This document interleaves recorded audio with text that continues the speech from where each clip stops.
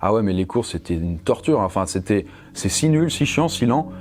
Franchement, je prenais direct, je m'asseyais, je prenais une feuille, un dessin, je dessinais ou j'écrivais des romans, mais vraiment du coup des histoires et tout.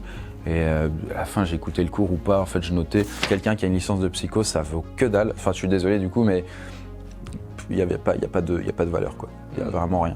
Franchement, tu lis, sans déconner, 10 bouquins super bien sélectionnés.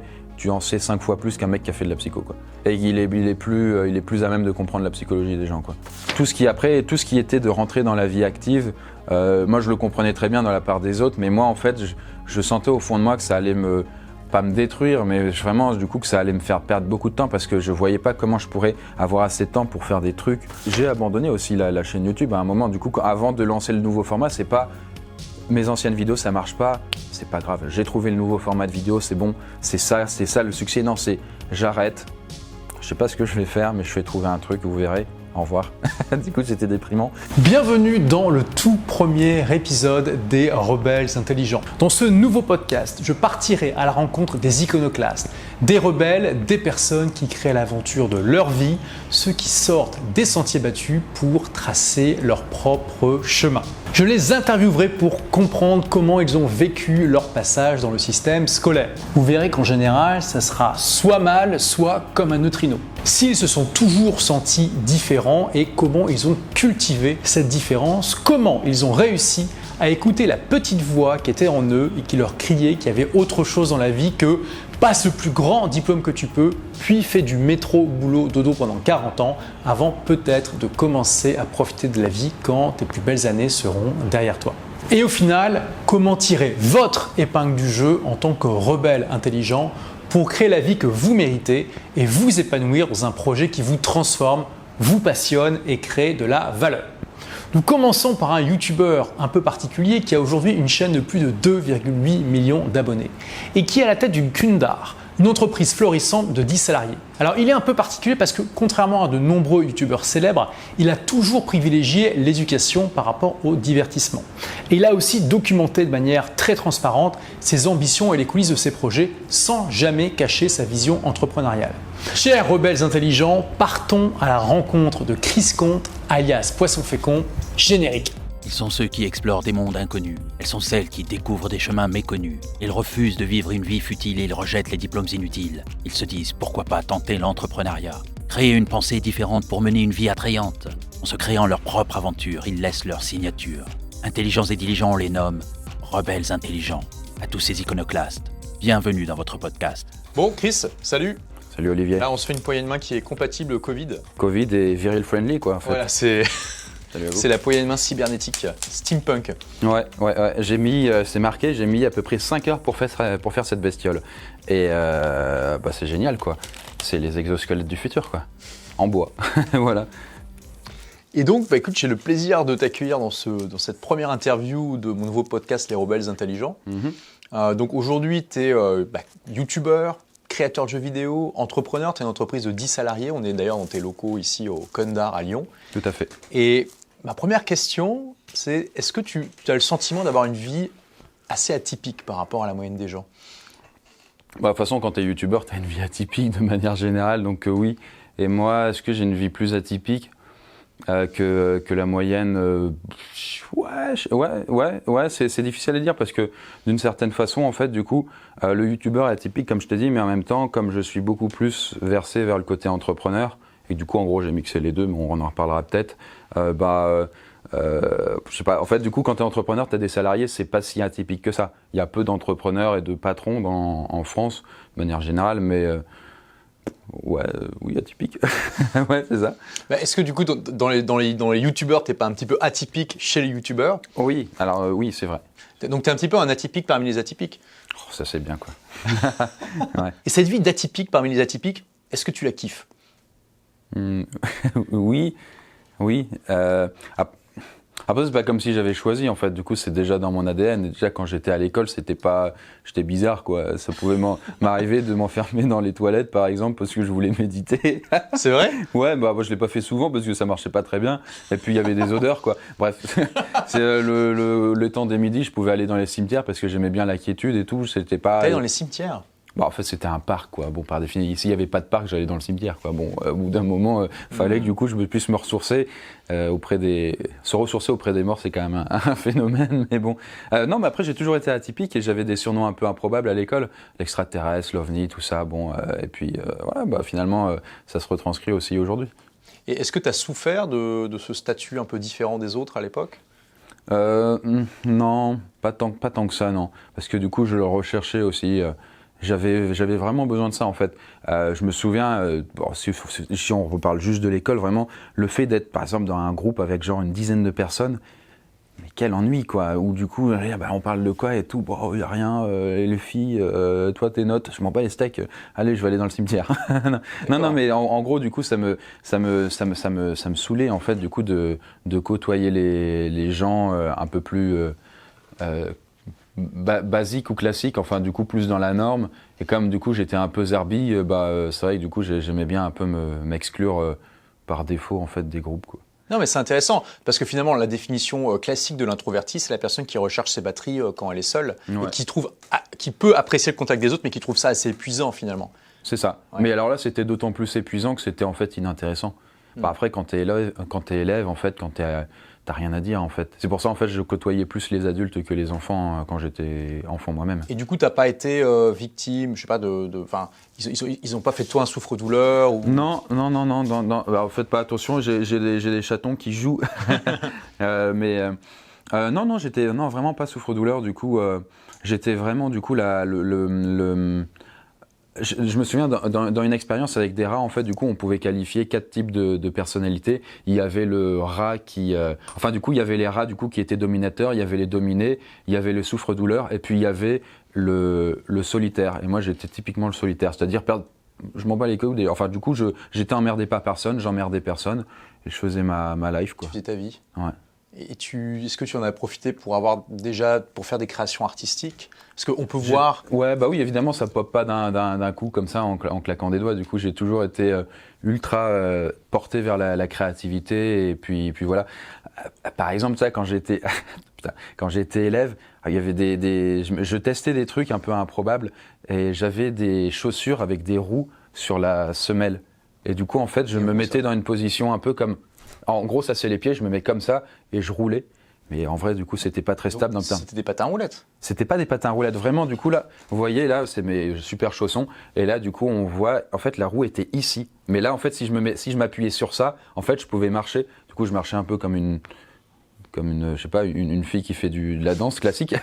Et du coup, quand je me faisais comme ça, et je mettais les pieds l'un à côté de l'autre, là, en passant devant l'autre, comme une planche de surf, en gros, eh bien, je roulais.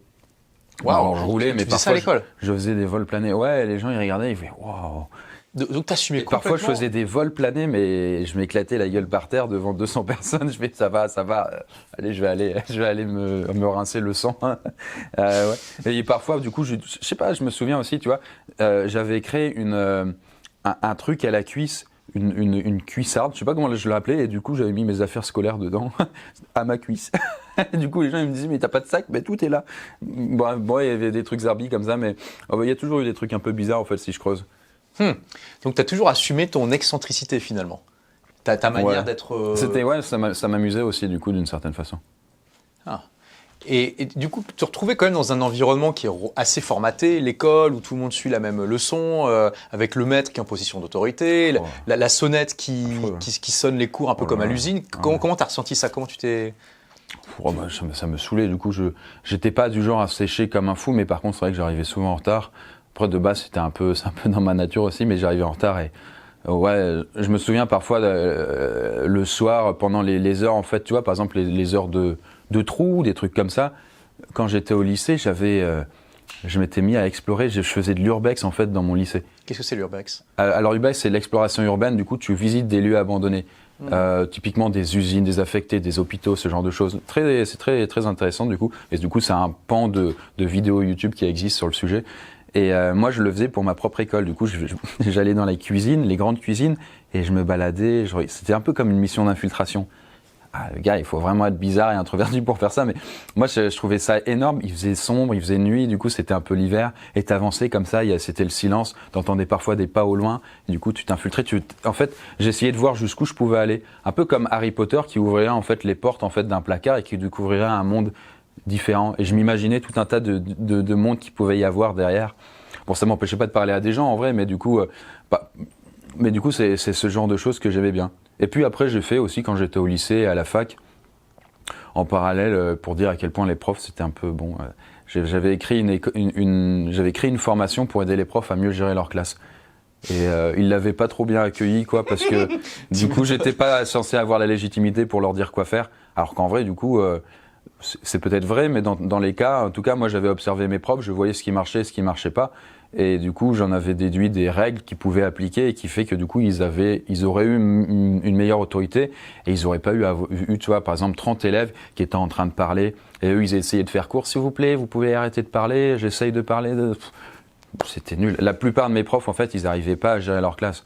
Et alors, je sais pas si c'est une constante partout, mais en tout cas, la plupart du temps, quasiment, les élèves à qui je parlais, du coup, même d'autres établissements, c'était le cas. C'est la plupart de leurs profs. C'était un bazar. C'est pas la faute aux profs, après, c'est aussi parce qu'ils n'ont pas été formés.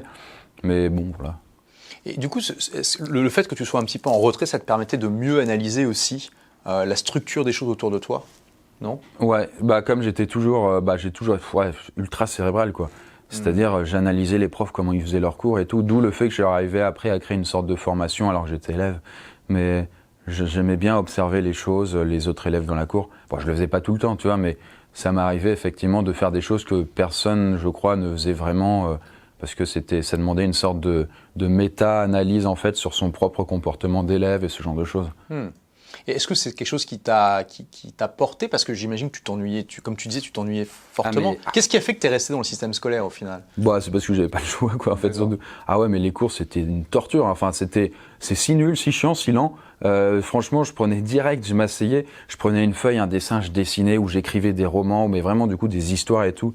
Et à la fin, j'écoutais le cours ou pas, en fait, je notais. Et j'avais tenté pendant quelques temps de faire le mind mapping pour les cours. Et du coup, je prenais une grande feuille et je mettais tous les trucs des cours comme ça. Et les autres élèves, ils trouvaient ça ludique parce que je faisais des petits dessins partout. Et je le fais, mais en vrai, ça m'a saoulé après d'écrire les cours. Donc, à un moment, j'ai décroché. Et comment t'as fait au niveau des notes, alors ? Non, ça dépend. En fait, c'était le haut et le bas. Je pouvais avoir 5 de moyenne, par exemple, quoi. À ma seconde, en première, j'ai dû avoir 2. Après, j'ai arrêté l'école 1 an. Après, je suis revenu. Oui. J'ai eu 15 de moyenne. J'étais dans les premiers élèves. Tiens. C'est une question de motivation. En fait, vraiment, quand j'étais revenu à l'école, je me dis, bon, avec mes parents, ça s'est pas bien passé. Les gars, papa, maman, ils ont pas trop apprécié le fait que du coup, je suis un peu... Du coup, je leur ai dit, je reviens et je vais avoir le bac. Tu vas voir, c'est dur. C'est pas évident, Chris. Hein, donc, j'ai dit, je vais le faire quand même. Et du coup, en fait, une question de motivation, ouais. Voilà, c'était... Là, c'était pour faire plaisir à tes parents Ouais, après, je savais pas trop, en fait. À ce moment-là, j'avais juste besoin, en fait, du coup, ça pourra rebondir sur toi, c'est que j'avais vraiment cette soif de liberté. Mais dès que j'ai eu un peu 16-17 ans, j'ai commencé à lire des bouquins de développement perso et à découvrir qu'on a plus de potentiel qu'on est censé en avoir et que... Est-ce qu'il y a un livre de dev perso qui t'a marqué particulièrement ? Oui, ils doivent être là, franchement. Là, j'ai toute une batterie de bouquins, ça doit être ceux que j'ai lus depuis un bail, mais je m'en souviens pas toujours, mais... ça t'a nourri à l'époque. Ouais, il y avait peut-être des trucs d'Anthony Robbins en vrai en plus. D'accord. Et je me souviens qu'il avait cette tête tellement, du coup, Anthony Robbins, c'est le mec qui fait 2 mètres et il a un visage un petit peu bien carré. Je me dis, pourquoi ils ont pris un acteur pour la photo ? Non mais vraiment, je me dis, mais quel rapport avec l'auteur ? Mais du coup, en tout cas, son bouquin était inspirant, je m'en souviens. C'était... Votre puissance est illimitée, un truc comme ça. Ouais. Et ouais, c'était cool. Franchement, c'est du mindset ou c'est du développement perso très basique parce que il y a pas des grandes valeurs ou des leçons de vie, mais ça te permet de te débloquer. Et du coup, pour des premières étapes, quand t'es un gamin, c'est vraiment très très enrichissant. Moi, ça m'avait aidé. Donc, c'est ce que tu as fait pendant cette année sabbatique ? Tu as lu des... Ah non, en fait, non, je te parle de tout ça, c'est un peu décousu. En fait, je l'ai lu quand j'étais à l'école, je l'ai lu quand j'étais un peu en année sabbatique. J'avais travaillé pendant ce temps-là. Et qu'est-ce que tu as fait pendant cette année sabbatique, justement ? J'étais pas à sabbatique, en fait, je me suis dit, l'école, c'est pas fait pour moi et je vais bosser. Du coup, j'ai un peu galéré à trouver un boulot, mais j'ai réussi à être graphiste, du coup, dans une boîte de défiscalisation à Paris. De défiscalisation ? Ouais. Ok, donc tu faisais quoi En fait, je faisais des sites web pour eux, je faisais des bannières de pub, ce genre de choses. Mais c'était il y a 15 ans, tu vois. Et tu avais un bon salaire pour ça ? Mais non, j'étais un stagiaire à la con qui était oui. payé 500 balles, quoi. Ok, d'accord. Mais j'étais en alternance, tout ça, et puis à la fin, au bout de 6 mois, j'aurais dit, bon, j'en ai marre, j'ai retourné à l'école. Non, même pas, en fait, c'était même pas ça. En vrai, la vérité, c'est pas que je suis retourné à l'école, je lui ai dit, ok, je vais quitter les cours parce que là, j'ai créé un roman. C'était un livre d'à peu près 30 pages pour les enfants avec des dessins. Et un livre qui était flippant parce que du coup, il y avait des monstres inquiétants dedans. Et je disais, je vais le vendre à des boîtes d'édition et sans doute que quand je vais le mettre avec des boîtes d'édition, ils vont kiffer, ils vont vouloir le publier. Il y aura des centaines de milliers d'exemplaires qui vont être écoulés. Je serai probablement riche et célèbre. J'avais 18 ans. Je l'ai envoyé des maisons d'édition. Il y en a 2 qui m'ont répondu pour me dire ça nous intéresse pas. Et puis, comme un con, je me suis dit, bon, bah, je vais retourner à l'école. D'accord. Mais en tout cas, tu as fait cette démarche d'écrire un livre et de l'envoyer. Ouais. Putain, et là, je me suis dit, waouh. Et c'est là, à ce moment-là, où j'ai eu une petite rage de me dire, putain, mais un jour, je réussirai à faire un livre et à être publié et tout. Et d'où le fait que plus tard, avec ma chaîne YouTube, j'ai parlé de vouloir écrire un livre, tout ça, et que j'ai un peu teasé les gens un peu trop. Voilà. Parce que pour l'instant, ce roman, il est non, mais en fait, maintenant, il n'y a plus de difficultés techniques. En fait, il n'y a plus aucune difficulté d'aucune sorte d'écrire un livre et d'être publié parce que quand tu as 2 millions d'abonnés, en fait, tu peux écrire de la merde. En fait, l'éditeur, il va dire, bon, on s'en fout, quoi. Ouais, et puis, on enverra à quelqu'un. Un ghostwriter, quoi. Ouais, non, c'est ça, un ghostwriter, ouais, c'est ça. Ouais, du coup, en fait, non, il n'y aurait pas de difficulté à écrire un bouquin. Pas parce que je sais écrire tout ça, mais c'est juste parce que du coup. Oui, aujourd'hui, les éditeurs regardent avant tout ta plateforme, c'est-à-dire l'audience que tu as. Parce que ils savent que ça va se vendre. Oui, c'est ça. Ouais. Alors, bien sûr, avec un auteur inconnu, ils vont regarder le talent du gars ou alors le côté bankable. Mais pour quelqu'un comme moi ou toi, par exemple, bankable, ça l'est de base parce que du coup, on a une audience, quoi. Ouais. Alors, pour revenir donc à l'école, donc tu décides de revenir à l'école pour passer ton bac. Qu'est-ce que tu décides de faire après comme type d'études ? Alors, j'ai le bac, c'était pas trop compliqué. Et, franchement, le bac, anecdote, c'est même pas genre je révise une semaine ou 2 avant, c'est le jour J, je vais dans les shots, j'ouvre le truc, je dis putain, il n'y aura pas assez le temps. Il reste 1 heure pour réviser les trucs. Sérieusement ? Je suis enfermé dans les shots. T'as révisé 1 heure avant ? Bah ouais, je dis. Je pourrais pas faire des anti-sèches et je lisais les cours, je dis mais je comprends même pas ce que j'ai écrit. Du coup, je l'ai joué un peu à la mémoire, du coup, et j'ai eu une mention assez bien. En vrai, du coup, ça allait finalement. Et après, du coup, en fait, j'ai fait une licence. Ah non, c'est mon chat qui se dit qu'il y a des poissons à attraper. Non, Aqualis est dead. Non, c'est des dauphins en plus. Bah non, en fait, du coup, voilà, j'ai eu le bac, machin, et puis du coup, à ce moment-là, bah, je me suis dit, je vais faire une licence de psychologie parce que moi, comprendre les gens, la psychologie, la psyché, un peu le marketing, tout ça, ça m'intéresse. Et puis j'ai fait une licence, ça a duré 3 ans. De psychologie, du coup, c'était à Paris, et puis c'était nul à chier, ça m'a quasiment rien appris. La licence, c'était naze, on avait très peu d'heures de cours. C'est pour ça que quelqu'un qui a une licence de psycho, ça vaut que dalle. Enfin, je suis désolé du coup, mais il y a pas de valeur, quoi. Il y a vraiment rien. Franchement, tu lis, sans déconner, 10 bouquins super bien sélectionnés, tu en sais 5 fois plus qu'un mec qui a fait de la psycho, quoi. Et il est plus à même de comprendre la psychologie des gens, quoi. Donc ça rejoint vraiment la critique que je fais du système scolaire. Après, moi, je vais pas parler pour tous les types d'études. Je sais qu'il y en a qui sont quand même plus de valeur. Par exemple, des trucs en droit ou peut-être en politique ou je sais pas. Peut-être que du coup là, c'est beaucoup plus intensif et tu as des cours un peu plus carrés. Mais après, de manière générale, c'est vrai que du coup, je suis pas très flatteur vis-à-vis de l'école, quoi. Et qu'il y a des manières plus efficaces d'apprendre des choses.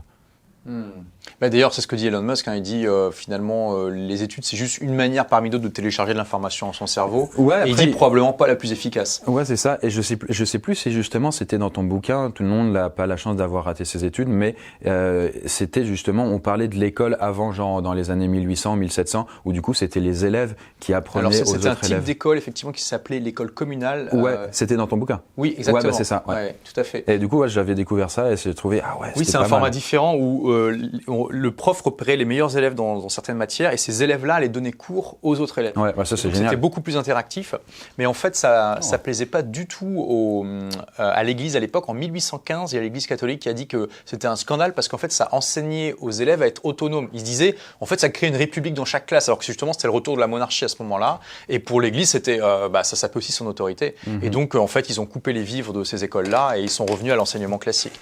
Et là on voit bien que dans l'ADN du système scolaire, tu vois aussi, c'est conçu pour aussi enseigner l'obéissance à l'autorité, le fait de ne pas être trop créatif, de ne pas être trop iconoclaste. Et les gens comme toi, là on en a un excellent exemple, les gens comme toi s'y retrouvent pas du tout. C'est pas fait pour les gens justement qui pensent différemment, qui sortent des sentiers battus, qui pensent en dehors de la boîte. Ouais, mais carrément, ouais, c'est ça, ouais. C'est que l'école de base, ça a été conçu pour. Mais tu le disais très bien dans ton bouquin, hein, ça me revient du coup, le fait que du coup, on a besoin d'avoir des ouvriers dociles pour résumer un peu la chose. Oui. Et du coup, en fait, l'inertie fait que du coup, bah, ça c'est resté maintenant, même si évidemment, c'est quand même, on apprend à être un peu plus libre, à penser critique, tout ça, mais bon, ça me semble un peu bancal quand même encore à l'heure actuelle, quoi. Et donc, là tu avais quoi? Tu avais 22 ans, 23 ans quand tu as eu ton diplôme de psychologie? Plutôt pas plus, genre 25. 25, ok. Genre parce qu'en vrai, du coup, comme j'ai redoublé et tout, j'ai fait une année bizarre et tout. Enfin, du coup, je perdais des années par-ci par-là et puis bon.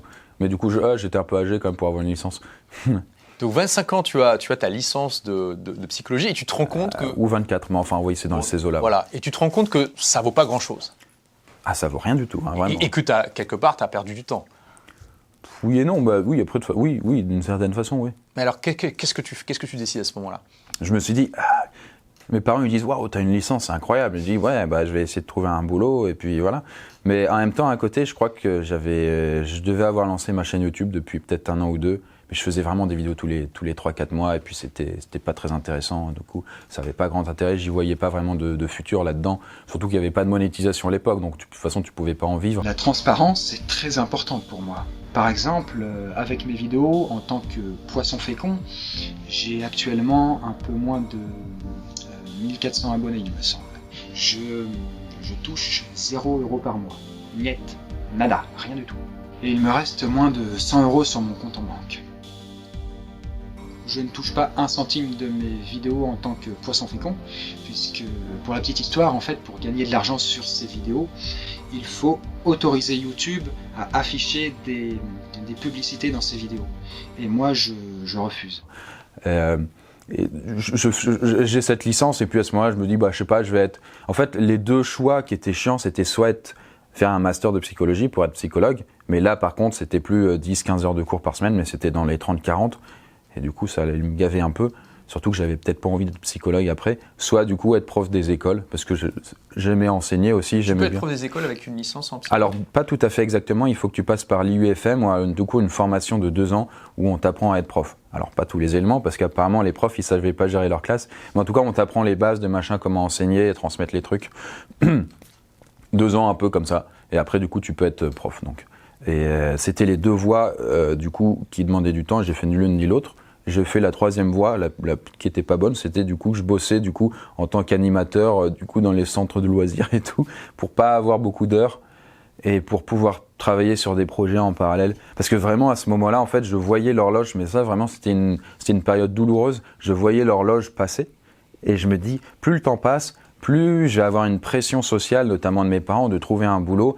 Et donc je savais qu'avec un travail à 35 heures par semaine, tu vois, tous les jours de la semaine et tout, je vais rentrer. Comme j'avais déjà bossé un peu avant, pendant cette période, quand j'avais 18 ans, comme graphiste, je savais que, genre, à Paris, je commençais genre même à 9-10 heures, je revenais, il était 19 heures, j'étais fatigué. Il fallait que je prenne 1 heure pour me reposer. Ensuite, je mangeais et tout. Et après, le soir, tu te dis, est-ce que tu as envie de bosser sur des trucs perso, mais tu as déjà tout utilisé ton énergie pour bosser. Et du coup, j'étais piégé. Et je savais que si j'allais trouver un travail à 35 heures, machin, et du coup, là, j'allais être piégé et je pourrais pas bosser sur des trucs perso. Et je ne voyais pas comment je pourrais réussir à gagner ma liberté. C'est-à-dire faire les choses que j'aime ou qui m'animent et sur lesquelles je peux bosser. Et j'ai un peu plus la main sur mon futur. Et du coup, c'est pour ça que j'ai un peu triché avec le destin en faisant des petits boulots, des trucs comme ça, pendant 1 an ou 2. Et du coup, je savais que plus le temps passait, plus mes parents étaient inquiets et stressés à l'idée que je puisse pas avoir un vrai travail. Du coup... Les commentaires désobligeants et un peu rabaissants, ça y allait quoi. Ouais, mais tu fais rien de ta vie, qu'est-ce que tu vas être, franchement. Oh là là, tu regarde. Encore chez tes parents. Ouais, bah ouais, voilà, du coup, ouais. Et puis ouais, tout ce qui était de rentrer dans la vie active, moi je le comprenais très bien dans la part des autres, mais moi en fait, je sentais au fond de moi que ça allait pas me détruire, mais vraiment du coup que ça allait me faire perdre beaucoup de temps parce que je voyais pas comment je pourrais avoir assez de temps pour faire des trucs. Et à l'époque, tu vois, je sais pas, peut-être que toi, tu devais déjà être là avec ton blog, etc. Mais moi, je connaissais pas tous ces univers, du coup. Si j'étais tombé sur des trucs peut-être comme apprendre à bloguer ou à faire des formations sur le blogging, tout ça, peut-être que ça m'aurait aidé, ça m'aurait donné des pistes. Mais du coup, j'avais que des bouquins, des trucs un peu vagues, donc j'avais pas trop de pistes. Et un peu par chance, d'une certaine façon, YouTube, je m'étais remis en question, je me suis dit, il y a la monétisation qui apparaît, je vois que les gros youtubeurs ils commencent à gagner leur vie. Du coup, je me suis dit, j'ai vraiment dû me remettre en question et là, j'ai changé la façon dont je faisais mes vidéos pour avoir des trucs plus rapides, plus intenses, plus punchy, plus dans ce que les gens ils peuvent être amenés à aimer et pas juste moi. Et du coup, j'en ai fait un rythme très régulier de 1 par semaine et ça a payé ses fruits au bout de plusieurs mois, quoi. Et c'est très intéressant ce que tu dis parce que tu avais conscience à ce moment-là d'une douleur, qu'il y avait une inadéquation entre ta personnalité et finalement ce que la société attendait de toi. Ouais. Et tu savais pas, malgré tout, tu savais pas comment exprimer ça, quelle était ta voix, mais tu avais conscience qu'il fallait que tu dégages du temps et de l'énergie pour explorer d'autres voies. Ça, c'est super intéressant d'avoir cette intuition. Et parce que beaucoup de personnes l'ont et finalement n'écoutent pas forcément cette voix, tu vois. Ils suivent justement ce que la société attend d'eux, ce que les parents attendent d'eux.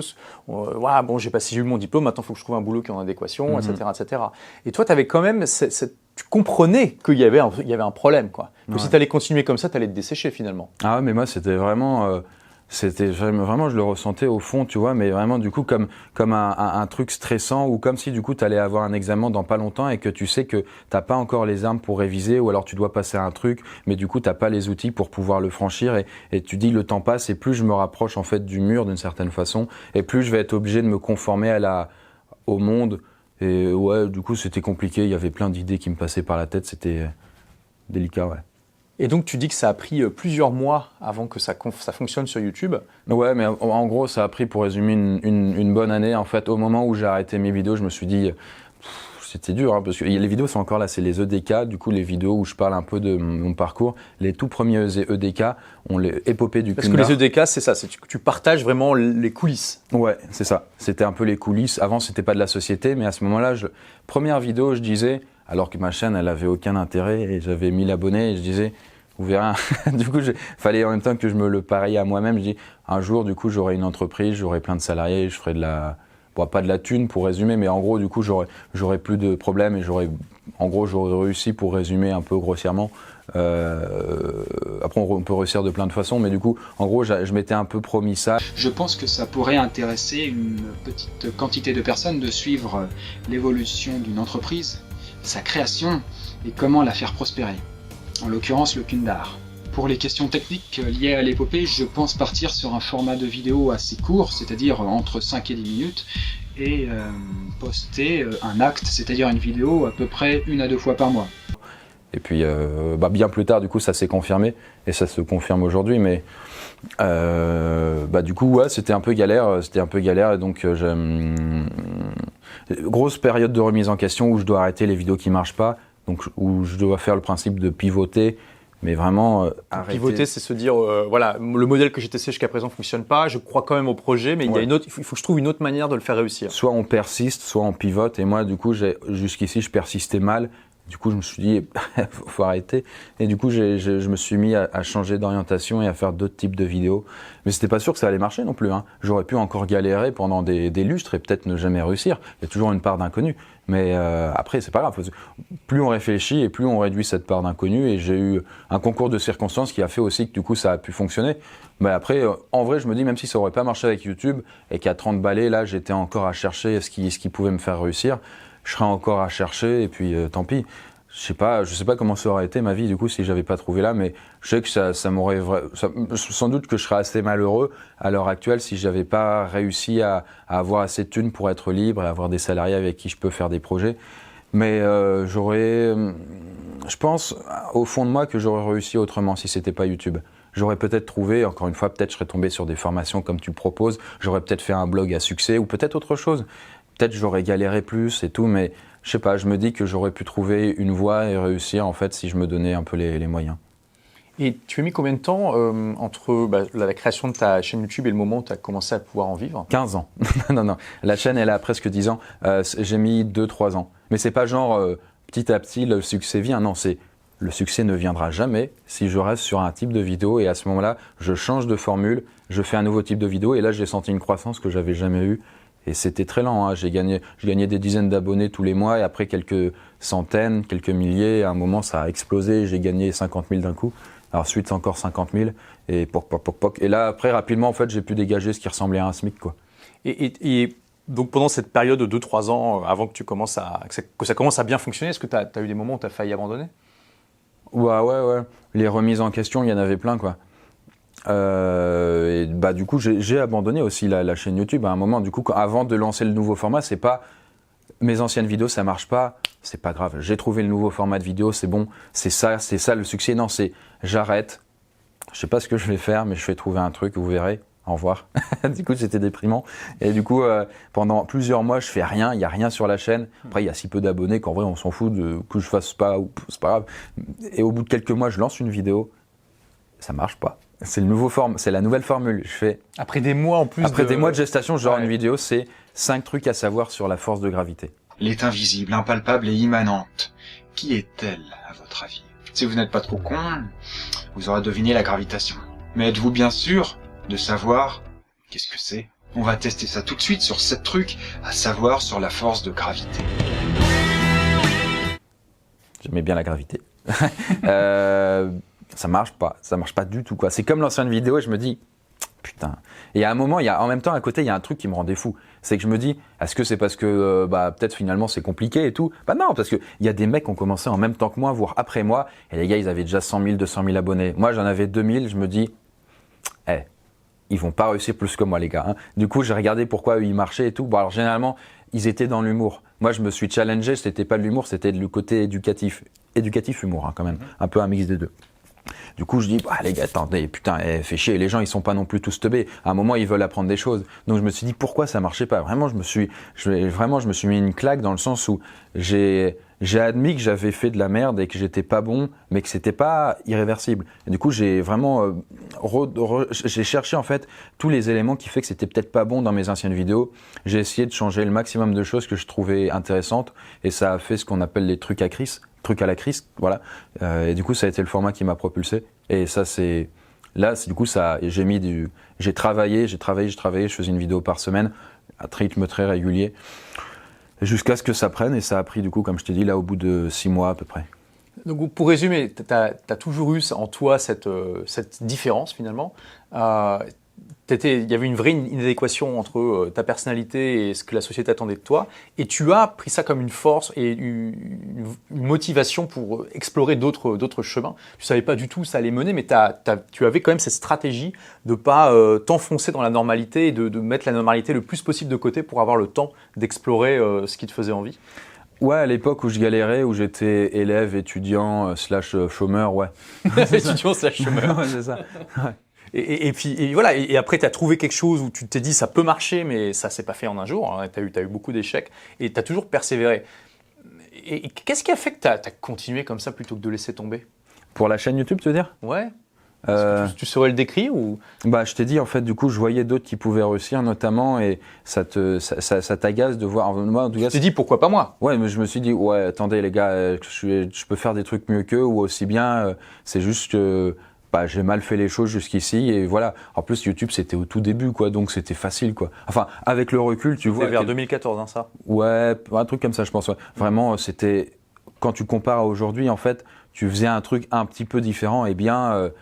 Ça allait, quoi. Aujourd'hui, si je lançais mes vidéos telles que je l'avais lancées dans le passé, jamais je pourrais réussir. Je serais une merde jusqu'au bout, quoi. Non, du coup, mais enfin, les gens, tu penses que tu pourrais pas réussir avec la même formule? Pas. Là, avec toutes les connaissances que j'ai, là, ma chaîne, elle pourrait cracher, elle pourrait disparaître. Je pourrais lancer ça dans un autre pays. Je suis assez convaincu que je pourrais réussir de nouveau parce que Tu connais la formule. Ouais, après je coach aussi des gens à réussir aussi sur leur chaîne YouTube. Donc en vrai, il y a toute une infrastructure, je fais des formations sur ça. Donc à mon avis, j'ai quand même beaucoup de connaissances. Et même si je perdais toutes les ressources, ça pourrait revenir. Ça demanderait du temps, certainement, je galérerais, mais je pense que j'y arriverai. Mais si maintenant je repartais de zéro et que j'étais bête comme à l'époque, là probablement que je réussirais pas, quoi. Parce que YouTube est beaucoup plus concurrentiel et dur, quoi. Et donc, tu as dit que tes parents avaient des commentaires désobligeants quand tu étais dans ta période étudiant / chômeur, comme tu disais. Comment ils ont réagi quand tu as affirmé finalement ton envie d'explorer d'autres chemins? Moi, je ne l'ai pas dit déjà. Parce que c'était pas un truc. Ils ne savaient pas que tu avais une chaîne YouTube? Bon, ils l'ont appris au bout de 2 ans, en gros, quoi. Ah oui. Et en fait, quand je faisais mes vidéos, c'était en catimini, je leur disais, ouais. J'attendais qu'en fait, quand il y avait personne, je tournais discrètement et tout. Alors je disais, ouais, je fais des trucs, mais c'est pas intéressant. Enfin, c'est des trucs perso. Ils disaient, ah, d'accord. serait temps de trouver un travail sinon. Ouais. Et ouais, non, ils l'ont su en gros qu'au dernier moment quand ça a fonctionné, quoi. Est-ce que tu avais d'autres proches qui étaient au courant Mon petit frère, parce qu'il fallait bien que je le vire de la chambre au bout d'un moment. Mais c'était les seuls. Et qu'est-ce qu'il en quasiment. pensait, ton petit frère? Il n'aurait aucun avis, quoi. Il y a pas de. Bon, il fait ses trucs, quoi, et puis voilà. C'est souvent le cas hein, parmi les rebelles intelligents. Les proches comprennent pas la démarche en fait. Après non, mais c'est normal. Hein. Je vais pas cracher sur sans leur jeter la pierre. Oui, sans leur c'est juste jeter que la pierre. voilà, c'est atypique. Oui, il faut comprendre que si vous-même vous êtes rebelle intelligent ou que du coup vous aspirez à l'être, il faut que vous sachiez que vous serez pas compris. Vous pourrez être compris peut-être si vous avez des parents compréhensifs, machin, qui sont ouverts, tout ça. Moi, mes parents, ils étaient plus dans la normalité. Du coup, comme je l'étais pas, en fait, du coup, ça a un peu clashé. Et puis, il faut accepter ça et il faut apprendre à vivre avec jusqu'au moment où vous aurez plus besoin de vous entourer de gens qui vous comprennent pas ou que vous serez compris des gens parce que vous aurez réussi. Quand tu as réussi, là, par exemple, j'ai réussi, on va dire, admettons ça, on peut dire ça, quand même. Oui, voilà, en gros, si je suis atypique ou bizarre, ils disent c'est pour ça qu'il a réussi. Mais quand t'as pas réussi, en fait, la bizarrerie, c'est pour ça que tu vas pas réussir. Ouais. En fait, tu vois, c'est facile. Quand t'as quelqu'un qui a réussi, c'est facile de lui attribuer les qualités qu'il avait avant, alors que c'était pas le cas, tout ça. Bon. Oui, donc c'est ça qui est intéressant, c'est que ton succès va justifier ta personnalité, aux yeux des autres en tout cas. Mais d'ailleurs, petite anecdote, c'est pour ça. Qu'est-ce qui différencie un génie d'un fou? C'est que le génie, il a réussi d'une certaine façon. Alors certainement que psychologiquement, il y a d'autres trucs, mais en vrai, c'est comme les entrepreneurs, pour paraphraser Oussama justement, Oussama Hamar. Ouais, Oussama Hamar, du coup, un entrepreneur qui coach d'autres entrepreneurs, pour résumer, justement. Quand tu as une entreprise à succès et que tu as un dirigeant un peu fou qui fait des bêtises à droite à gauche, les gens ils sont cléments, ils disent ouais mais bon il ramène de la thune donc c'est pas grave. Par contre si tu ramènes pas de thune et que t'es foufou, c'est dead, t'es mort. Du coup c'est de dire mais c'est pour ça qu'il réussit pas. Alors qu'en vrai peut-être pas, c'est pas corrélé. Mais il y a des tas de gens comme toi qui n'ont pas réussi finalement à trouver la formule pour gagner leur vie avec leur excentricité, leur créativité. La créativité, c'est pas un facteur qui fait que ça va réussir. La créativité, c'est juste, je pense, pourtant la créativité, je l'élève du coup dans les plus hauts rangs, mais être créatif, c'est juste trouver un moyen différent d'essayer de convaincre la masse que de les intéresser, quoi. C'est trouver en fait une manière détournée de répondre à un besoin pour répondre, enfin grosso modo. Mais être créatif juste pour être créatif, à viser quelque chose que personne veut, ça sert à rien, quoi. Trouver des trucs, c'est facile, mais trouver des trucs qui marchent, c'est beaucoup plus dur, quoi. Mais comme partout, quoi. Et d'ailleurs, donc, depuis que tu as réussi, quelle est la réaction de tes parents?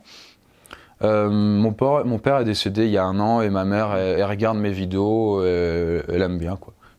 Et mon frère, il s'en fiche un peu. Est-ce qu'elle est fière de ton succès? Oui, elle est fière. Du coup, là, t'as plus de commentaires désobligeants à table. Non, elle dit juste comment tu fais pour payer tous ces gens? T'as des grands bureaux, comment tu fais? Je dis maman, il y a la thune. Ah d'accord, ok. C'est vrai que pour les anciennes générations, c'est pas forcément facile d'expliquer ce qu'on fait. Ma mère, faut que je lui explique grosso modo tous les 6 mois ce que je fais parce que c'est pas facile pour elle de comprendre. Oui, c'est ça en fait. Et du coup, toi, l'iconoclaste, le rebelle, celui qui sort des sentiers battus, est-ce que tu as des choses auxquelles tu crois et dont tu as l'impression qu'elles ne sont pas partagées par la majorité de la population? Ça peut être des croyances, des manières de voir les choses différentes. Ouais. Je suis pas trop à critiquer les gens, mais du coup, j'ai l'impression que du coup, tu vois, quand tu vas dans les tendances YouTube ou ce genre de choses, les contenus culturels où on apprend des choses, où on éveille sa conscience ou son esprit, d'une façon ou d'une autre, en fait, c'est pas assez répandu.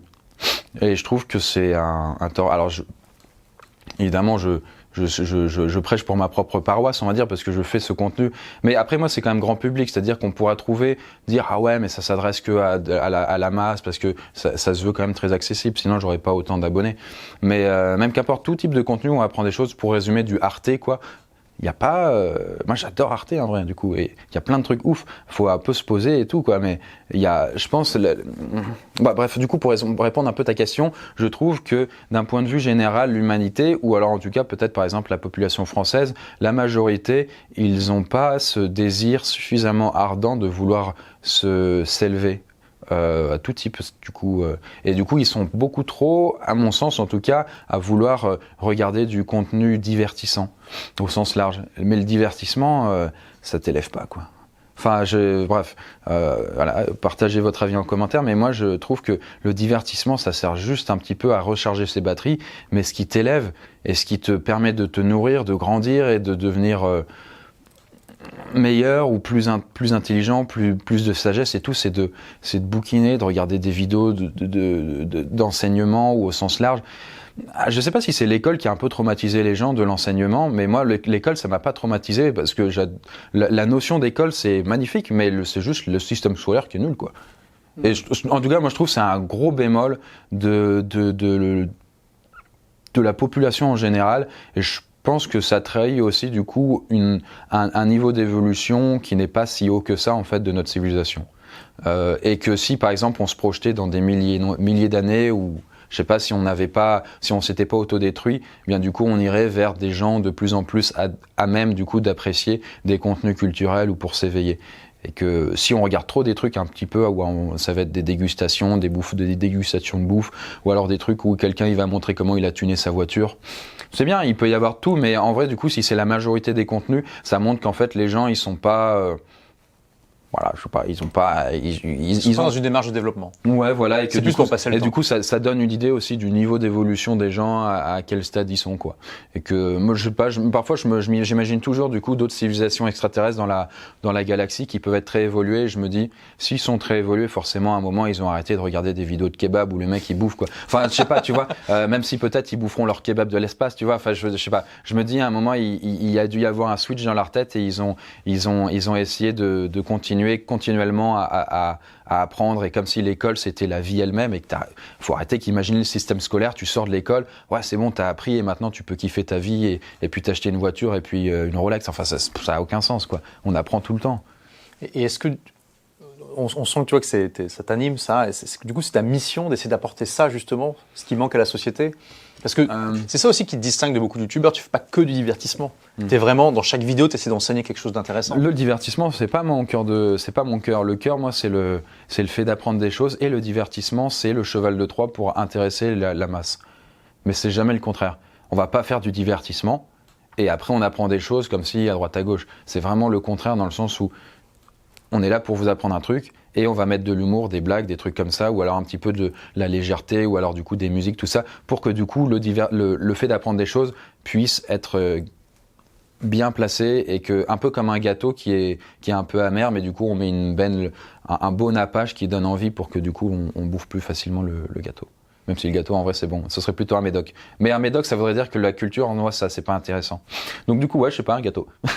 Mais après est-ce que c'est une mission? Oui et non, ouais, un petit peu quand même je pense, ouais. Est-ce que tu ferais du contenu purement divertissant? Non. Voilà, donc t'as quand même envie d'apporter ça. Ouais, après comme j'ai plein d'idées partout, en fait j'ai eu des idées sur des trucs de pur divertissement, mais comme les jeux vidéo par exemple. Ouais, par exemple les jeux vidéo que j'avais pu faire, ou d'autres trucs que j'ai pas forcément accomplis, ou j'ai pas ouais. Mais au bout d'un moment ça me saoulait, ou alors du coup je trouvais que on a un temps de vie limité, et puis on a des ressources limitées quand il y a une entreprise, c'est bête de les gaspiller après pour des trucs qui vont pas nous intéresser nous, qui vont pas éveiller les gens, je me dis. C'est aussi une critique que je fais du système scolaire, c'est qu'il y a trop de gens qui en sortent en étant persuadés, souvent inconsciemment, qu'ils n'auront plus jamais rien besoin d'apprendre. Bah, c'est vraiment les plus bêtes ceux qui pensent ça. Il y en a malheureusement, c'est le comportement par défaut. Et oui, c'est aussi un problème dans la nature humaine, hein, clairement.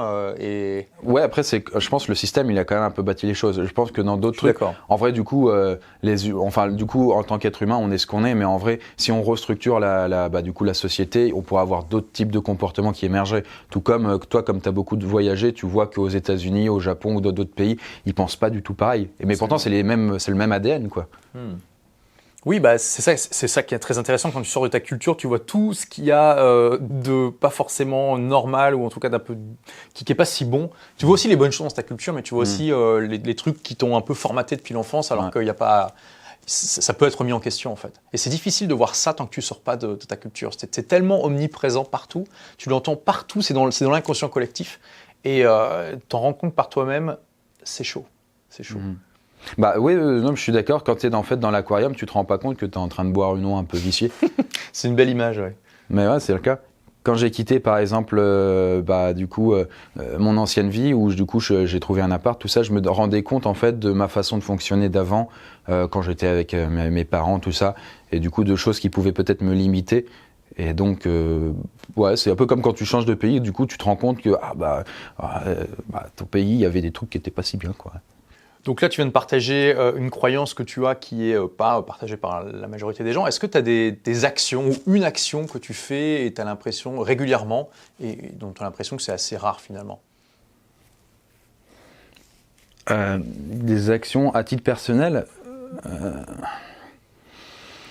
Une habitude, une pratique, une activité? En ce moment, du coup, je suis en train de développer mes rêves lucides, donc du coup, je me remémore de mieux en mieux mes rêves. Voilà, après c'est... Parce que donc les rêves lucides, c'est le fait de prendre conscience pendant que tu rêves, Ouais, voilà. et du coup tu peux prendre le contrôle de ton rêve. Exactement, c'est ça. Et ça commence par se rappeler de ses rêves en notant le matin dans ton carnet de ce dont tu te C'est ça. rappelles. Alors du coup là, j'arrête les machins ou notes, machin. Je prends mon téléphone et puis je fais un audio, quoi. Faut pas déconner, quoi. Le papier c'est dead, hein, c'est vrai. Voilà, on est au 21e siècle. Donc Non, après je critique pas. Les gens ils aiment bien le papier, mais en vrai du coup en audio c'est plus rapide et du coup tu peux parler plus vite et puis tu perds un peu moins de temps quand même.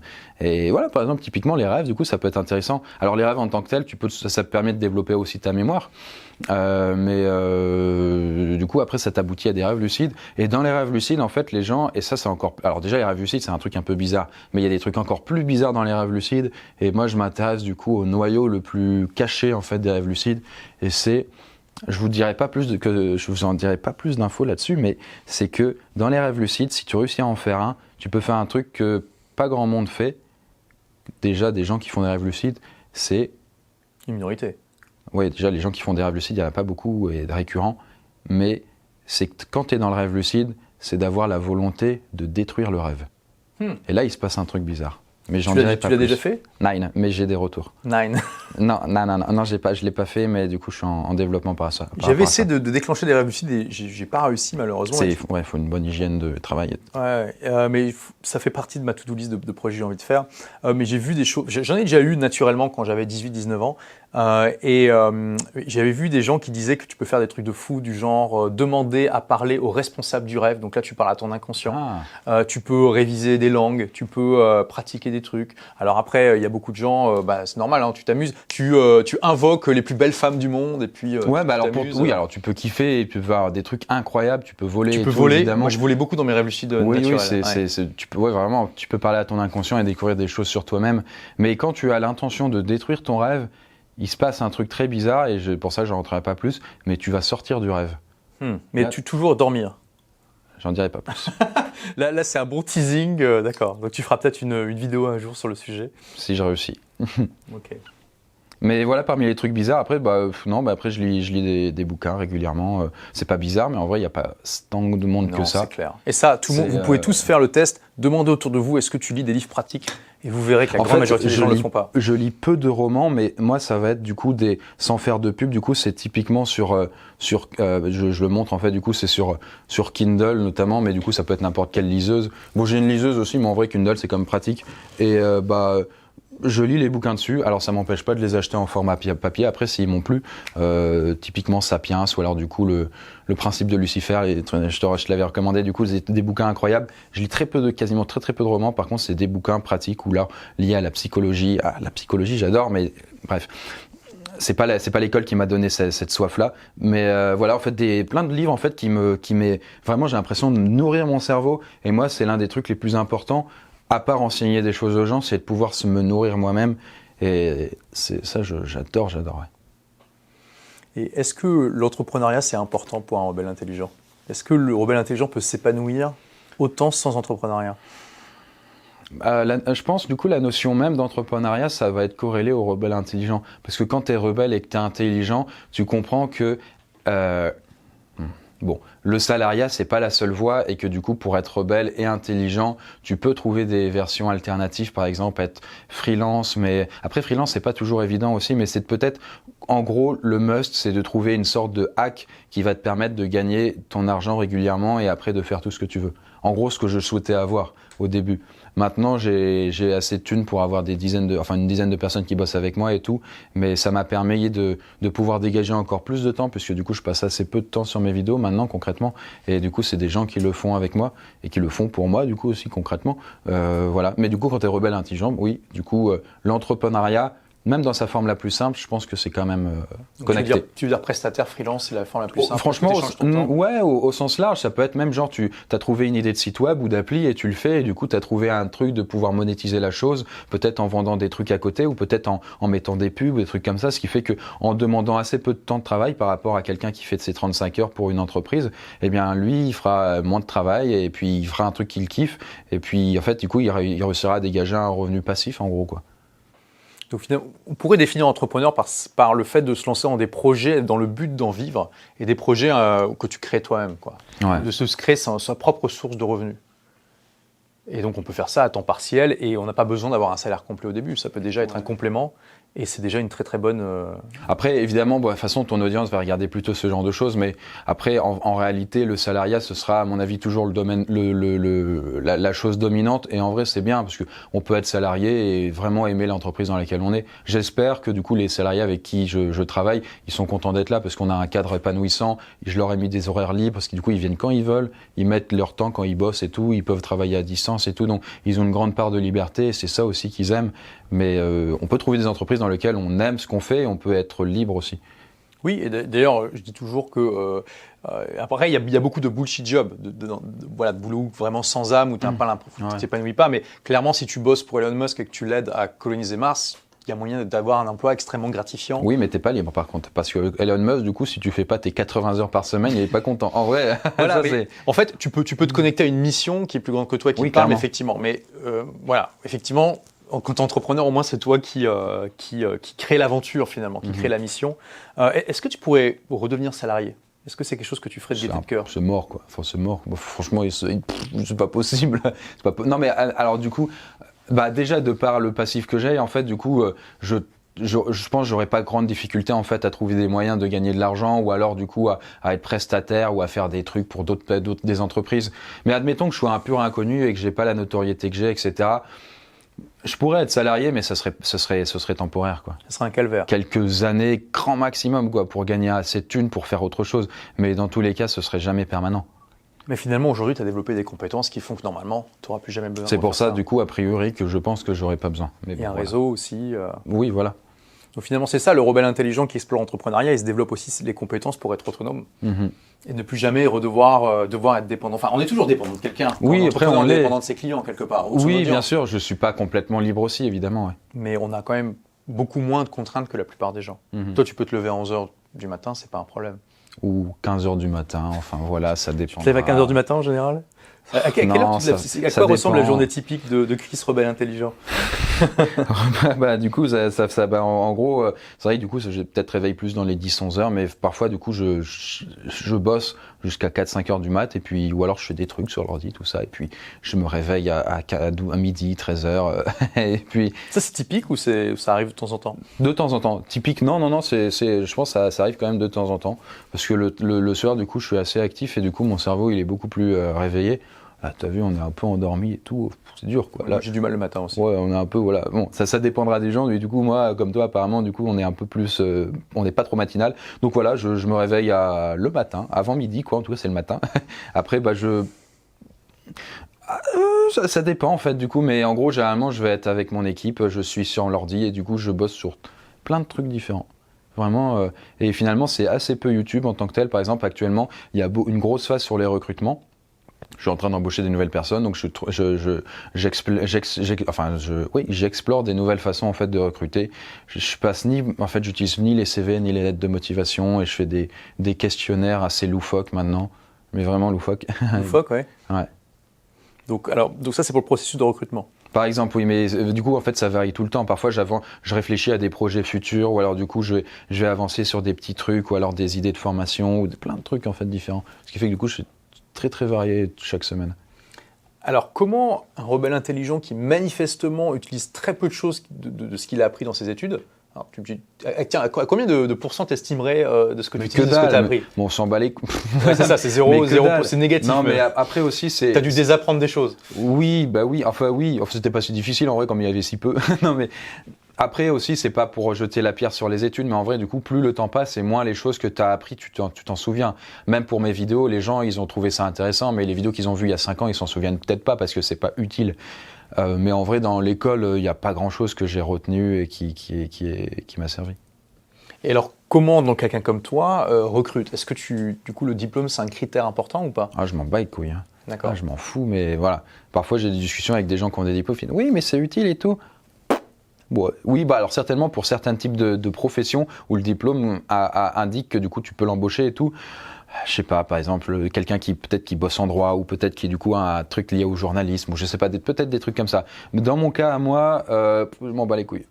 Tous les gens avec qui je travaille et les gens que je peux imaginer employer, jamais je me suis dit le diplôme c'est important. Et je le vois plus comme du coup la théorie du signal que tu connais ou que ça. Alors, rappelle-moi. Théorie du signal, c'est qu'en gros, le diplôme, ça veut pas dire que tu es bon dans quelque chose, mais c'est peut-être un signal que tu es bon. Tout comme en fait, quand admettons, du coup, tu as fait 10 ans de marathon dans ta vie, bah du coup, ça veut pas dire que tu es un bon marathonien, mais ça veut dire que tu as travaillé là-dedans et donc peut-être tu vas être bon. Contrairement à quelqu'un qui ne l'aurait pas indiqué. Donc les études, c'est juste un signal que peut-être tu es bon, par exemple dans une école de commerce ou quelque chose où tu as fait de la rédaction ou alors du coup de monteur vidéo, je sais pas. C'est peut-être un signal, mais moi je m'en fous. Après, je fais un test de compétence et je le vois s'il a le signal en fait. Oui, une question que je pose dans mon livre, c'est de dire les gens qui ont réussi avec le diplôme, ils ont peut-être juste montré qu'ils pouvaient réussir quoi qu'il arrive. C'est pas parce que tu as un diplôme. Oui, bah c'est ça un peu le signal. Si tu as réussi à avoir ton diplôme, surtout si c'est un diplôme difficile, ça montre juste que tu es intelligent et travailleur. Ouais. Au final, c'est ça qu'on veut avoir en fait. Enfin, peut-être les entreprises françaises peut-être ont plus de mal, mais moi c'est ça qui m'importe, c'est savoir si la personne est intelligente et travailleuse. C'est plus important que les diplômes et même que les compétences. Enfin, actuellement, je suis en train de voir, parce que sur les gens avec qui je bosse, il y en a beaucoup que j'ai formés moi-même ou qui sont formés sur le tas et qui sont très bons maintenant.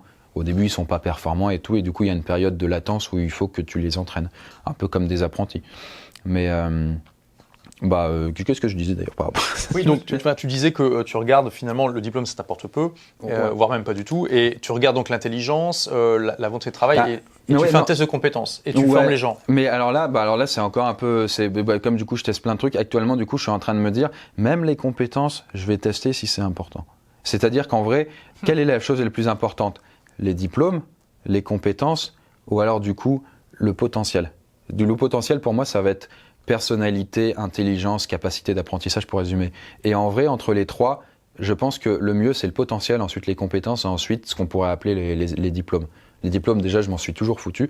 Donc du coup, il ne reste plus que les compétences et le potentiel. Mais en vrai, mieux vaut quoi? Une personne qui... Admettons quelqu'un qui a des compétences, il est au niveau, par exemple, 50 dès le départ. Et quelqu'un qui n'a pas les compétences, mais qui a un bon potentiel, il est au niveau 10. Par contre, il apprend plus vite tous les jours. Au final, en fait, au bout de X mois, c'est comme un investissement dans un bien immobilier. Du coup, il y en a un qui te rapporte moins, mais il rapporte plus sur le temps. En vrai, celui-là qui a le potentiel, c'est mieux parce que alors déjà, tu peux prétendre moins le payer, comme du coup, il y connaît rien. Donc du coup, tu es aussi gagnant là-dessus. Et au final, en fait, en X mois, du coup, il sera meilleur que celui-là qui a les compétences. C'est une idée en fait que j'ai et que je veux un peu tester aussi sur ça. J'ai déjà un peu testé parce qu'il y a des gens qui avaient le potentiel mais pas les compétences et que j'ai formé notamment en ce qui concerne le montage vidéo. Moi, les monteurs vidéo, je m'en bats les couilles. Enfin, je m'en fiche, tu vois. Non, mais c'est intéressant parce que ce dont tu parles finalement, c'est ce qu'on appelle le savoir-être plutôt que le savoir-faire. Ouais. Et ouais, c'est pas une pensée ultra répandue chez les entrepreneurs, mais j'ai l'impression que chez les entrepreneurs qui cartonnent, tu vois, qui sont au top, c'est un peu plus courant. Entre quelqu'un qui a pas appris juste une compétence, mais qui a le potentiel, clairement, tu vois que ça peut évoluer. En plus, il sera probablement reconnaissant que tu l'aies pris. Donc, tu penses que il y a de la place pour les rebelles intelligents dans ta structure? Moi, je prends que des rebelles intelligents maintenant. Tu prends que des gens iconoclastes. Ah ouais. Après, à être trop rebelle et trop intelligent. Alors, intelligent, non, mais à être trop rebelle, après, peut-être que du coup, la structure ne risque de pas te convenir parce que t'es trop. Il y a peut-être un seuil dans lequel après t'éclates et que du coup, tu as besoin aussi d'avoir ton indépendance. À la limite, ça peut être un tremplin de passer par toi. Mais j'aime pas les tremplins. J'ai pas envie de servir de tremplin. Non, c'est vrai. J'évite justement que les gens m'utilisent. C'est pas grave, hein, mais qui disent ouais, je vais rester 2-3 ans chez toi et ensuite je vais voir un truc mieux. Non, si par exemple la personne vient te voir et te dit écoute, moi j'ai envie de devenir entrepreneur, tu m'as inspiré. Ouais, mais moi, après, là, je sais pas, c'est peut-être une pensée limitante, mais ça m'embête un peu de me dire que du coup, je vais former quelqu'un qui va être bon et qu'après, au moment où il sera le meilleur, il va partir. Okay. Mais après, ça peut très bien fonctionner et ça fonctionne pour plein d'entreprises. Alors, on sait qu'en France, il y a une sorte de... on est assez prude sur l'argent finalement. Quand on compare aux États-Unis, par exemple, eux sont plus prudes sur le sexe et l'alcool. Nous, on est plus prudes sur l'argent. Quel est ton rapport à l'argent et comment tu vois ça? Bah, moi, j'ai pas eu trop de prudesse, non, c'est pas le terme, mais bon, voilà, je suis pas prude par rapport à ça. Et même dans le premier des cas que j'ai fait, où je parlais un peu de ma vie, quand ça marchait pas, j'avais dit cash, en fait, bah écoutez, voilà, je vais réussir certainement, je sais pas trop comment, mais je vais réussir. Actuellement, j'ai 20 balles sur mon compte en banque, je savais plus combien j'avais, mais en gros, j'ai dit, je dois gagner, j'avais dit, je dois gagner 500 € par mois parce que je suis animateur, un truc comme ça. Donc, moi, j'aimais bien être animateur. En plus, c'était sympa. J'aimais beaucoup les enfants et j'inventais plein de jeux avec eux. Je leur faisais découvrir plein de jeux. C'était en fait mes cobayes. mais en fait, du coup, moi, j'ai toujours dit combien je gagnais. Et voilà, même aujourd'hui, du coup, en fait. Je trouve, en fait, l'argent, c'est important et c'est pas important. En fait, du coup, comme en France, c'est pas, ils le cachent. Moi, ça me donne envie d'en parler justement pour me démarquer. Mais juste parler de l'argent pour l'argent, en fait. Bah, ça peut être, en fait, tu vois, c'est un élément parmi tant d'autres, en fait. Le fait de cacher l'argent et de pas dire, par exemple, tu parles avec quelqu'un et du coup, il te dit, ouais, j'ai un métier, tout ça, on fait plein de projets. Moi, en fait, ça m'intéresse de savoir, par exemple, combien ça a coûté ce projet ou alors, avec ça, combien ça a coûté parce que c'est un fact, c'est un élément du tout. Et si tu n'as pas cet élément, en fait, tu comprendras pas le tout. Mais tout comme s'il disait juste, j'ai fait un projet, ça m'a coûté 50 000, je dis, ouais, mais c'est quoi le projet? Mais du coup, c'est intéressant d'avoir plein d'éléments et du coup, l'argent est un élément parmi tant d'autres. Et l'idée, c'est juste de le rétablir dans le tout. Oui, je suis d'accord avec ça. Mais c'est pas important l'argent après, c'est important et c'est pas important en fait. Pour un entrepreneur, c'est comme une manière de, enfin c'est comme le score à un jeu vidéo aussi. Oui, c'est vrai. Après, quand t'es du coup un rebelle intelligent et que du coup en tant qu'entrepreneur, t'as relativement bien réussi, genre je sais pas, moi, je me dis à 5000 balles par mois, ça peut être élevé pour la plupart des gens, mais quand t'es assez malin et que du coup tu sais hacker le système au sens large. Gagner 5000 € par mois, c'est élevé, mais en même temps, à 5000 balles, il faut savoir que du coup, tout l'argent que tu gagneras en plus, en fait, ça sert à rien, dans le sens où du coup, ça augmentera pas ton bonheur, ça augmentera pas ton degré de liberté. Alors, l'étude scientifique que j'avais vue, c'était à partir de 6500 € par mois, enfin au-dessus. Ouais, après, voilà, c'est des idées de chiffres, effectivement, oui, mais en grosso modo, en fait, ça va vite plafonner. Même 3000 balles par mois, en fait, ça dépend en fait de tes besoins ou de tes coûts. Genre, si tu achètes un van et que du coup tu parcours le monde avec 1000 balles par mois, en fait, t'es heureux, quoi. Donc, tout est. Voilà, après, si tu veux côtoyer des très beaux hôtels, là, il te faudra un budget un peu plus élevé.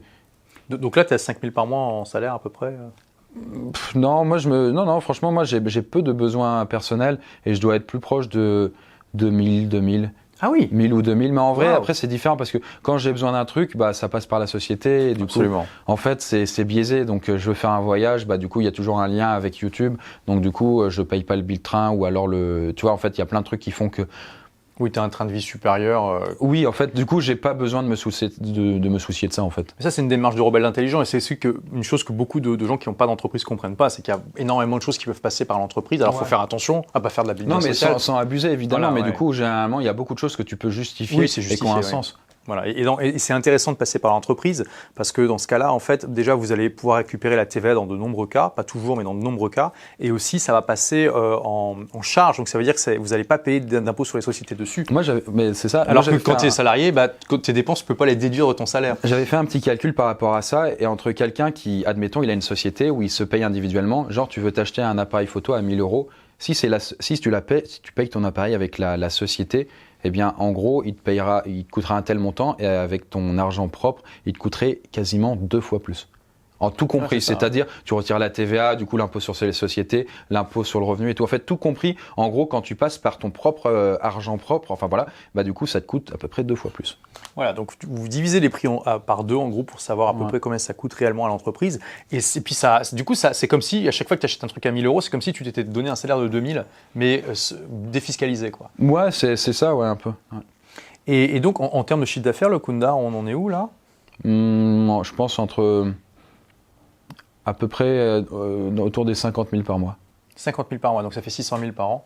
Ouais. Donc c'est déjà une belle...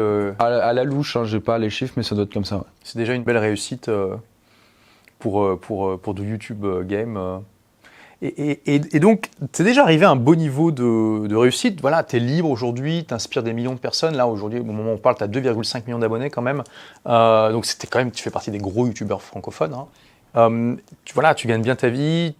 tu vis dans un environnement extraordinaire, tu as une dizaine de personnes qui bossent pour toi. Est-ce que des fois tu te dis, ok, c'est quoi l'étape suivante? Est-ce que des fois tu te dis, bon, j'ai déjà accompli beaucoup de choses, maintenant il faut que je trouve un autre projet qui va m'animer? Olivier, c'est rien ça. Enfin, moi, à part la créativité, j'ai une ambition démesurée, du coup, je l'admets, du coup, voilà, mais c'est extraordinaire, comme tu le dis, du coup, tout ce que j'ai actuellement, mais en même temps,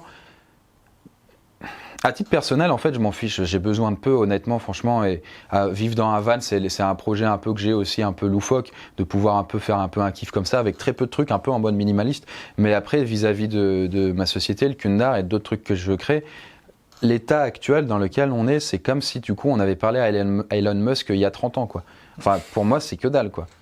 Il y a énormément de choses qui arriveront, du coup, ou qu'en tout cas, je vais tenter. Oui, Elon Musk a 30 ans, effectivement, c'était un nobody. Après, il avait 20 ans, mais bon. Ouais, mais même il y a 20 ans, il était dans PayPal, effectivement, c'était déjà beau, mais c'était rien par rapport à ce qu'il a accompli. Ok, donc tu dois vraiment, pour toi, c'est juste une première étape et tu vois une courbe exponentielle. Ouais. Bah là, j'ai franchi plus qu'une étape, du coup, mais en gros, c'est ça, c'est l'idée, c'est qu'il y a des trucs qui vont dépasser ce qu'on peut imaginer pour un YouTuber, quoi, normalement. Et donc, pour toi, le bonheur, c'est dans le fait de toujours se développer, de toujours se dépasser? Après, le bonheur, c'est une question intéressante et ça rejoint aussi le fait d'être rebelle intelligent parce que ça te permet d'accéder plus facilement peut-être au bonheur. Et moi, d'après mes dernières informations, genre l'espion quoi, le bonheur en fait c'est un truc qui est difficile à atteindre et il y a plein de manières en fait de pouvoir améliorer son confort ou son bonheur au quotidien. Mais en gros, le bonheur c'est pas un état stable. Le bonheur c'est la croissance de la croissance de son être, pour résumer. En fait, tu vois, dans une entreprise, et même dans les États, en fait, les gouvernements, ils disent ouais, la croissance c'est important, et quand tu stagnes, bah c'est pas bien, et quand tu es en décroissance, c'est la merde. Et bien pour quelqu'un, c'est pas important qu'il gagne 2000 euros, c'est pas important qu'il gagne 1000 ou 100 000. L'important, c'est qu'il ait le sentiment d'augmenter. Et plus l'augmentation est rapide, plus le bonheur est intense. Et au moment où tu stagnes et que tu as atteint 5 000 euros par mois et que tu bouges plus, ton bonheur il va se mettre à stagner et à régresser. Et à mon avis, et d'après les dernières recherches, en fait, vraiment, ce serait un peu lié à ça. Donc en fait, du coup, si tu as toujours des projets et que tu es toujours allé de l'avant, et ben du coup, tu as toujours en fait cette excitation et cette motivation, et je pense qu'on n'arrête jamais d'apprendre, quoi. Et du coup, comment tu vois le point de vue des bouddhistes qui vont te dire que la souffrance vient du fait qu'on veut toujours plus et qu'il faut savoir se contenter de ce qu'on a? Est-ce que du coup, tu n'es pas d'accord avec ça? C'est vrai, mais en même temps, c'est le moteur de l'humanité. C'est vrai, c'est que du coup, si tu réussis justement à te... Bah après, ça dépend toujours plus. En fait, évidemment, après, c'est d'un point de vue consumériste, en fait, avoir toujours envie d'une maison ou d'une voiture plus grande, eh bien, tu vas avoir le plaisir d'acheter peut-être ta nouvelle bagnole, ta nouvelle maison plus grande. Le bonheur, tu vas l'avoir parce que du coup, tu es dans la croissance par rapport à ta situation passée. Mais dès que tu l'as eu, au bout d'un moment, ça se stabilise et pouf, t'as oublié. Donc après, les biens individuels, je trouve, c'est un peu naze, mais je trouve que ça trahit en fait un niveau d'évolution un peu archaïque du coup de la civilisation. Si du coup on accorde trop d'importance aux biens individuels ou aux biens matériels. Par contre, si on accorde plus d'importance aux biens immatériels et spirituels, comme par exemple les bouquins, tout un type de choses, des trucs que tu veux faire, des voyages, etc., où là tu apprends des choses, là tu es toujours dans l'envie d'apprendre, de développer, de découvrir des gens, des cultures, des nouvelles façons de penser, et là tu apprends tout le temps, et du coup tu es toujours dans cette vague de plaisir ou de ce qu'on pourrait appeler le bonheur. Oui, et j'ai lu un livre récemment qui est le meilleur livre sur le bonheur que j'ai jamais lu, ça s'appelle L'hypothèse du bonheur.